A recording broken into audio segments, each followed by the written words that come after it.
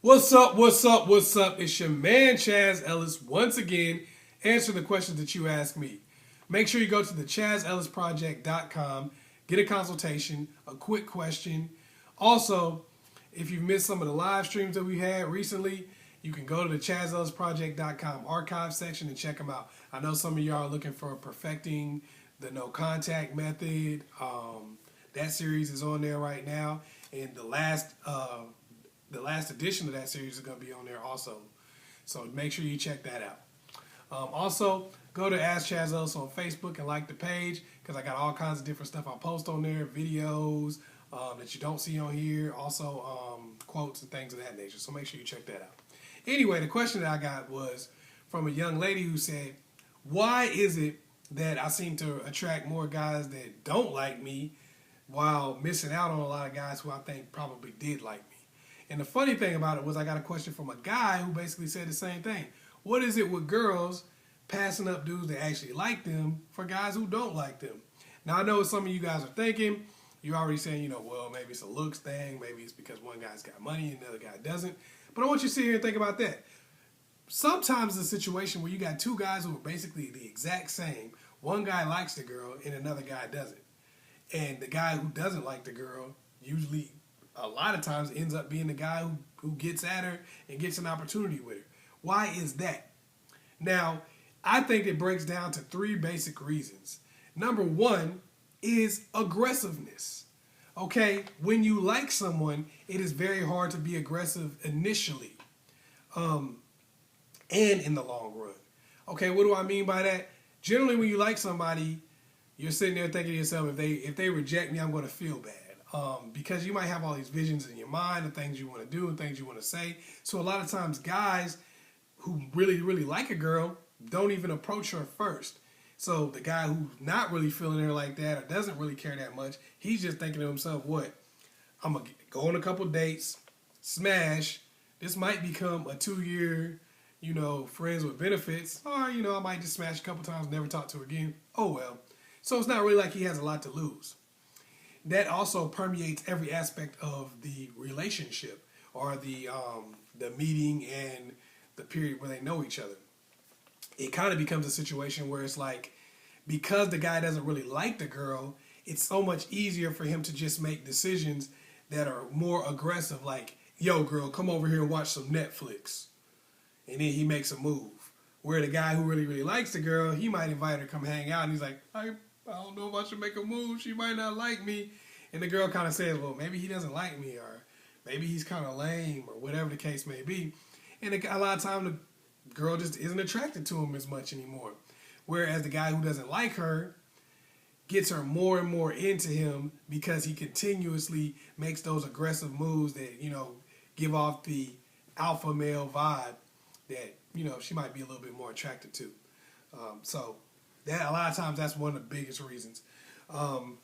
Number two, and this is a big one also, saying the right things. It is a lot easier to say the right things to someone when you really don't care about them. And I'm not just saying always agreeing with them or anything like that. I'm just saying knowing what to do at the right time because you're not clouded by emotion. When you like somebody, emotion kind of clouds your decision making, clouds your judgment, maybe cause you to say the wrong thing, do the wrong thing because you care so much about the results. When you don't really care about somebody, it's a lot easier to be yourself. And usually when you're being yourself, you're doing the right thing and saying the right thing. For instance, the girl might say something that you don't like and you're like, what? I don't agree with that.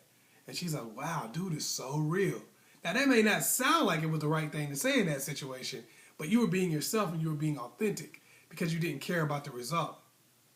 Now you like the girl a whole lot. She says something stupid and you're like, oh yeah, I agree with you. And she's like, man, I was just throwing that out there. This dude fake as a $3 bill.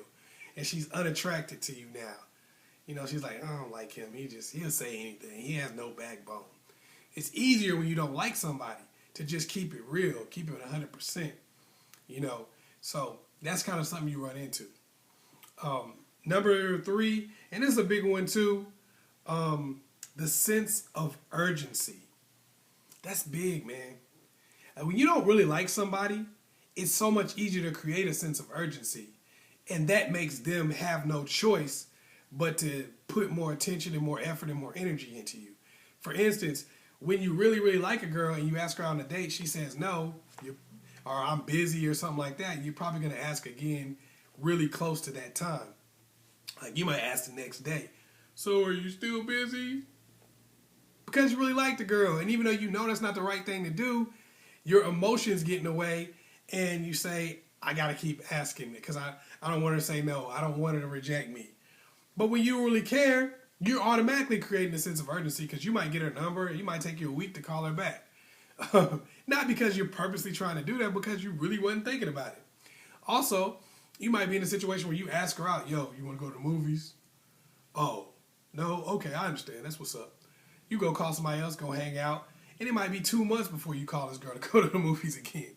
Now, the girl can say what they want to, but the reality of the situation is when somebody asks you to the movies and you're attracted to them and you like them, and then they don't ask you again for like 2 months, but you're still attracted to them and you still like them, there's a sense of urgency there. You don't get the chance to play the game because you don't know when you might hear from this dude again. You're like, okay, if I say no, it may be another 2 months, 3, it may be 10 years before I hear from this fool again.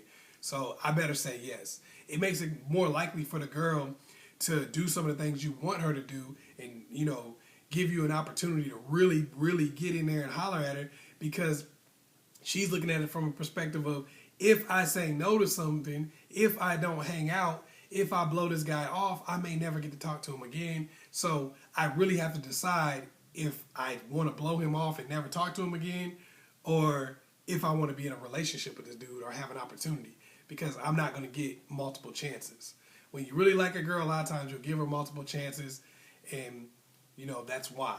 So with a lot of girls, the reason why a lot of girls miss out on guys that really, really like them is because the opportunities with guys that really, really like you are abundant.